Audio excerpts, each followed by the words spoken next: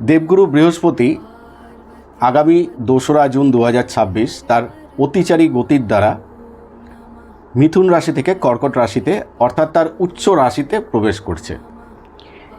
তো আজকে আমরা এই ভিডিওতে জানব যে দেবগুরু বৃহস্পতি তুলা রাশি বা তুলা লগ্নের জাতক জাতিকাদের জন্য কি শুভ ফল নিয়ে আসতে চলেছে। দশম ভাব, তুলা লগ্নের দশম ভাব হচ্ছে কর্কট রাশি। এই কর্কট রাশির যে অধিপতি গ্রহ রয়েছে সে হচ্ছে চন্দ্র, এবং এই কর্কট রাশিতে দেবগুরু বৃহস্পতি উচ্চস্থ হয় বা তুঙ্গি হয়। লগ্নের যে জাতক জাতিকা যারা আছেন, দ্বিতীয় ভাব যদি আমরা তাদের বিচার করি তাহলে দ্বিতীয় ভাব থেকে আমরা সঞ্চিত অর্থ, কুটুম্ব বা আত্মীয় স্বজন, নিজের বাণী ইত্যাদি বোঝায়। তো সেখানে বৃহস্পতির পূর্ণ দৃষ্টি, উচ্চস্থ বৃহস্পতির পূর্ণ দৃষ্টি আপনাদের সেভিংসের বৃদ্ধি করাবে। আপনাদের যে কুটুম্বস্থানীয় ব্যক্তি তাদের মাধ্যমে কিন্তু আপনারা কোনো উপকার পেতে পারেন।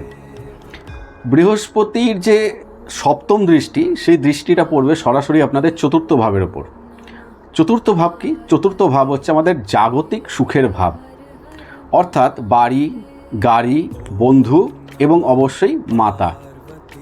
যারা বহুদিন থেকে চেষ্টা করছিলেন নতুন গাড়ি কিনবেন বা পুরনো গাড়িকে রিপ্লেসমেন্ট করবেন, সেই যোগ কিন্তু এখন সৃষ্টি হতে চলেছে।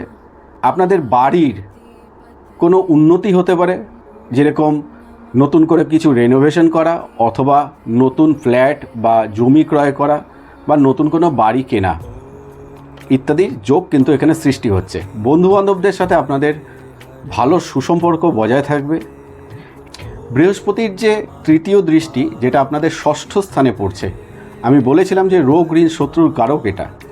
এই দৃষ্টিটা কিন্তু সামান্য গোলমাল করতে পারে জীবনে, কারণ বৃহস্পতি যে কোনো জিনিসকে একটু বাড়িয়ে দেয়।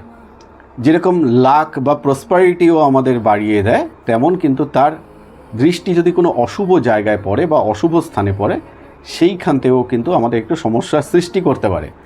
আপনারা হঠাৎ করে লোন করতে পারেন বা লোনের জড়িয়ে যেতে পারেন। ষষ্ঠ ভাব থেকে আমাদের চাকরিও বোঝায়। চাকরি ক্ষেত্রে পদোন্নতির একটা ভালো যোগ রয়েছে। বিশেষ করে যারা শিক্ষকতা পেশার সাথে যুক্ত তাদের জন্য এই সময়টা অত্যন্ত শুভ সময়। আপনাদের জন্য সামাজিক প্রতিপত্তি বা কর্মক্ষেত্রে প্রতিপত্তি এইটা কিন্তু সৃষ্টি করছে।